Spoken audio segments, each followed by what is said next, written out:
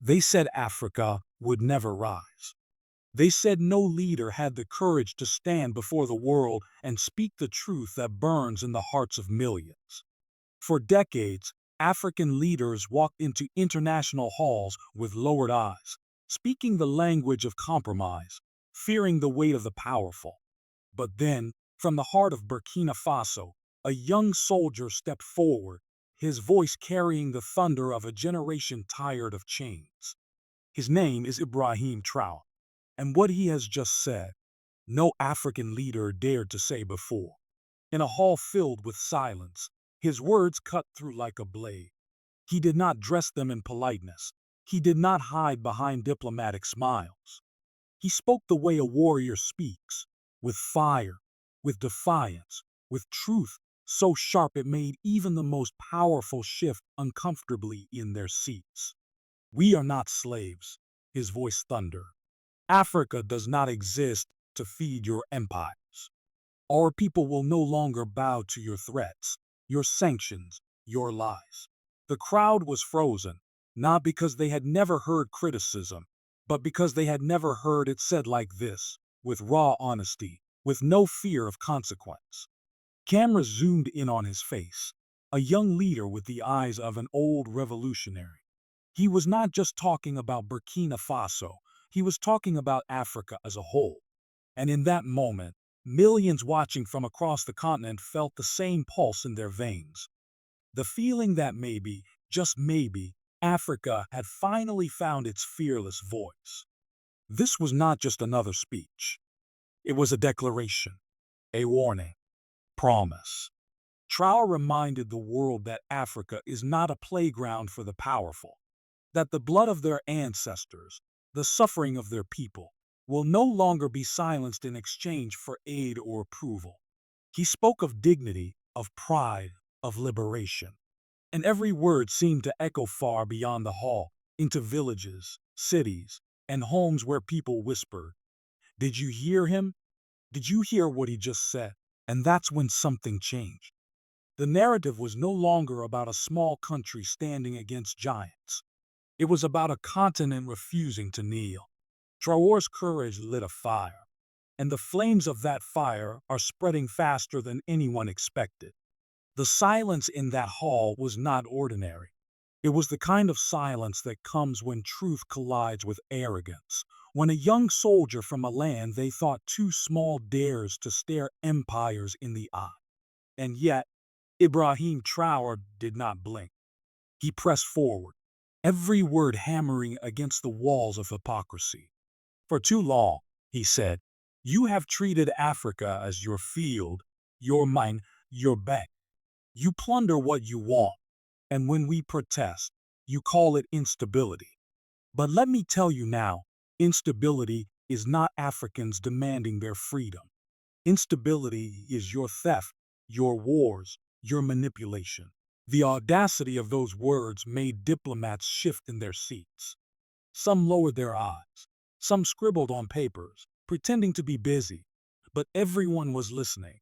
They had heard speeches before, calculated, rehearsed, watered down. But this was different. This was raw.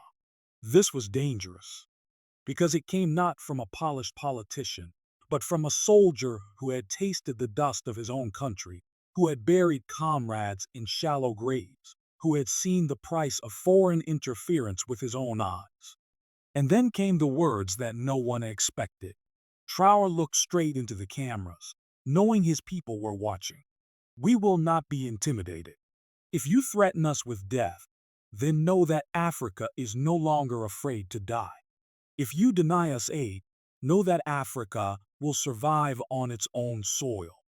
If you call us enemies, then let history remember we were only guilty of defending our dignity."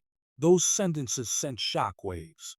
Because here was a man stripping away the illusion of power, showing the world that fear only works when people remain silent.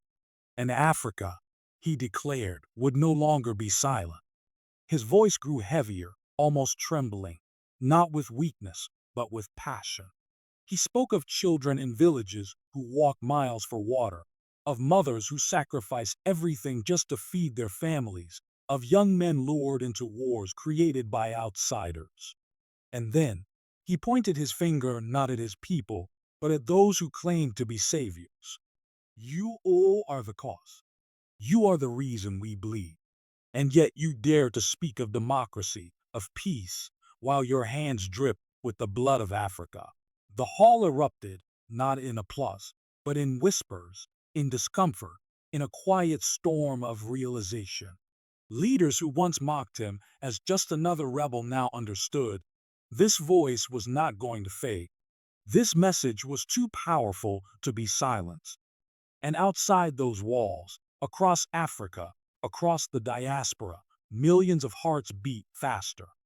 They shared his words in markets, in classrooms, in mosques and churches. They replayed the clips on phones, whispering to one another. Finally, someone has spoken for us. Finally, a leader has broken the chains of fear. But Traore was not finished. He leaned closer to the microphone, his voice steady, sharp like a blade. Africa is not your playground. We are not pawns on a chessboard where you move pieces to satisfy your greed. We are nations. We are people, and we are rising. His words carried not only defiance, but a declaration, a warning to those who thought the old order would last forever. He reminded the Hall of History how Africa's resources fueled the industrial revolutions of Europe, how its diamonds, gold, and oil built cities far away while its own children starved. For centuries, he said, you dressed your wealth in African blood. And still today, you come with contracts written in fine print, with soldiers hiding behind the name of peacekeepers, with loans that enslave more than they free. Enough. Burkina Faso says enough. Africa says enough. At that moment, you could feel the weight of his youth. Only 36 years old, yet carrying centuries of betrayal on his shoulders. The cameras captured not just a president, but a fighter, a voice refusing to be broken. And that energy spread far beyond the walls of that meeting. In Lagos, in Dakar, in Johannesburg, in Cairo, young Africans gathered around screens, nodding, clapping, some even crying, because they heard in his words something they had been waiting for all their lives, truth without apology.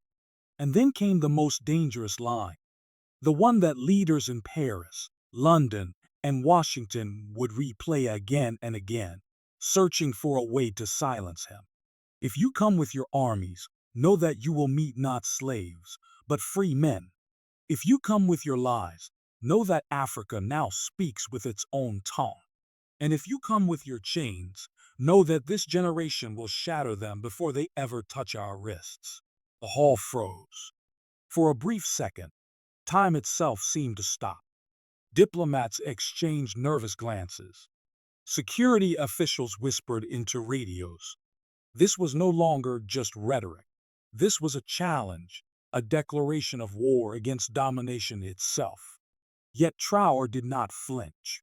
He stood there, chest lifted, eyes blazing, as if daring the entire world to test his resolve. And outside, in the streets of Ouagadougou, crowds erupted.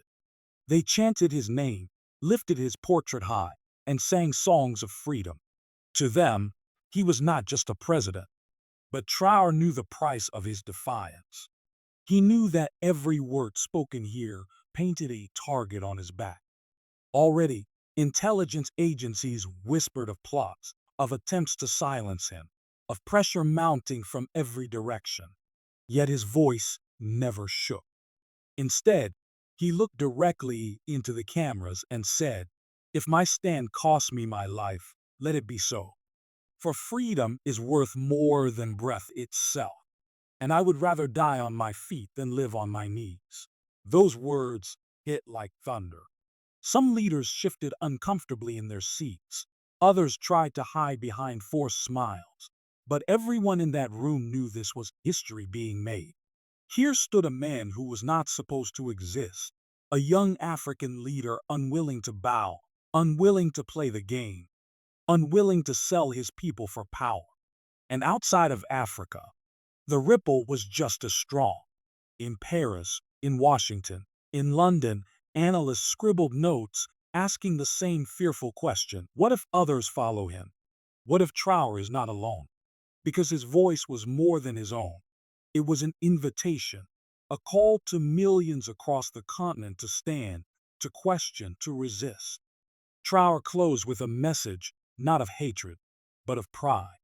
"We do not seek war," he said, his voice softening. "We seek dignity. We do not seek revenge. We seek respect. We do not seek to destroy. We seek to live free. And that, I promise you, is not negotiable." The hall erupted, not in applause from his rivals, but in silence, a silence heavy with the realization that something had shifted forever. Cameras zoomed in on his face as he walked away, unshaken, unbroken. And for millions watching across Africa, hope was reborn. Because in that moment, Ibrahim Traoré was not just a president.